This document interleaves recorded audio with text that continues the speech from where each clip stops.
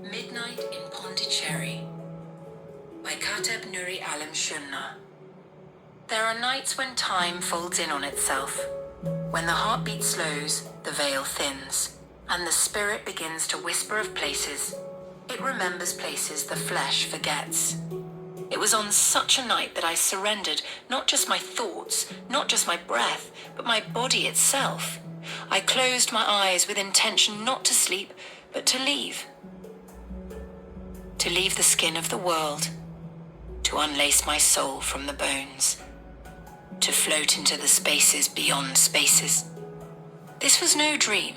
It was astral projection, a sacred detachment where the soul becomes light, memory becomes movement, and the flesh is but a garment folded on the bed of the earth.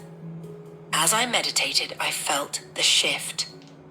First came the hum, the sacred buzzing in the back of the mind. Then the falling upward, adrift beyond gravity's claim. The room disappeared like breath on glass. The ceiling melted into stars. I traveled not with feet, but with knowing. I passed through the atmosphere of thought, through clouds stitched together by prayer, through winds scented with stories not yet written. And then I slipped into the corridors of time. I saw centuries like curtains parting before me. I floated above the Nile as it carved wisdom into desert bones. I passed the great library of Alexandria, where scrolls sang their longing for curious eyes. I glimpsed ancient African lands before colonial chains, where drumbeats held court and every elder's voice bent the air like fire bending wood. I moved through epochs as if swimming in water that recognized me. I passed children yet unborn playing in gardens built by ancestors. I saw old souls in young bodies and the future echoing secrets to the past. Every realm I passed had a sound, a vibration unique, like a fingerprint from God's own hand. And then I arrived. Pondicherry. Not the Pondicherry of postcards and busy streets, but an eternal version, timeless, sacred, wrapped in twilight and the perfume of incense. The stars here were not fixed, but danced to the rhythm of the divine breath. The air was not air, but presence.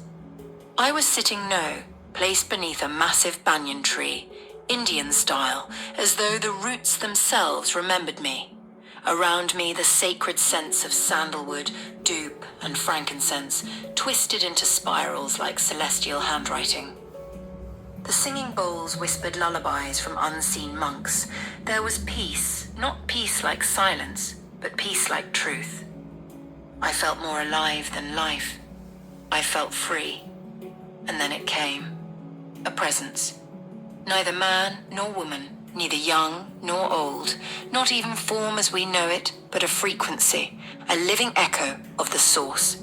It stood before me, radiant and rotating around me, like a planet orbiting a sun it revered. No feet moved, yet it circled. No sound spoken, yet I heard it within every atom of my soul.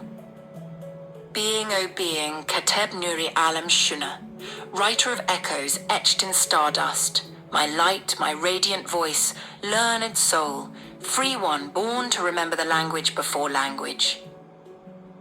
I have come to you today to enlighten you, to stir the sleeping scrolls within your chest. It hovered before me, vibrating with the knowledge of 1,000 lifetimes, and began to whisper truth as riddle, parable, and song. A mirror once lost its own reflection, and wandered through time trying to find itself. It wept not from sadness, but from forgetting. Then a flame with wings whispered, "Do not seek yourself in faces. Seek yourself in the light behind them, for the face fades, but the light remains." I closed my eyes, and yet I saw. I understood. And then the presence spoke again. Its voice became a wind that moved through the tree and stirred the soil with sacred intention. "Kateb," it said, and my name bloomed inside me like a rose in divine soil. "You are the one who writes not just with ink, but with awareness. You write not for applause, but for awakening. Not for the moment, but for the eternal ripple.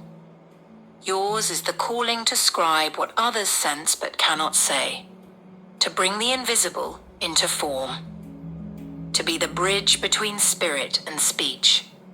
Then the presence named me anew, Kateb, writer of the divine blueprint, Nuri Radiant One, bearer of the Creator's glow, Alim, scholar of the soul, student of eternity, Shuna, winged one, free and noble, too vast for cages of doubt. A wave of knowing washed over me. It continued. You doubt your task, but remember, when a candle flickers, it is not failing, it is dancing. And when silence follows your work, it is not emptiness, it is echo traveling through unseen hearts. Then came the second riddle, given like sacred fire in the hands of a scribe. What is a word never spoken? A seed never sown? What good is a river that never moves? What good is light if it hides beneath stone? Your words are waters. Your truth must flow. The presence began to rise, and its final words circled like a chant through the banyan branches. Kateb Nuri Alim Shuna, scribe of souls, don't ever again shrink to fit comfort. Don't ever again dim to make others squint less. You are fire for the frozen, light for the lost, right, for you were written into existence by the hand of the divine. And with that the presence faded not into absence, but into me. I was filled with a clarity, a joy so wide it could only be described as home. Then the incense curled, the bowls faded, and like fog retreating from morning light, I felt myself returning, falling back down into the gravity of skin. My body welcomed me, like a vessel reunited with its tide. I opened my eyes. Still, silent, whole. But everything was different now. I had left my flesh and journeyed beyond time. I had been reminded of who I was before the world tried to tell me otherwise. I had heard the riddle of my soul and the reason for my ink. And I remembered. I am Kateb Nuri Alim Shuna. Writer, radiant, scholar, free.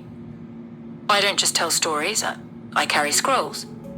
And I have been sent to unroll them, one heart at a time.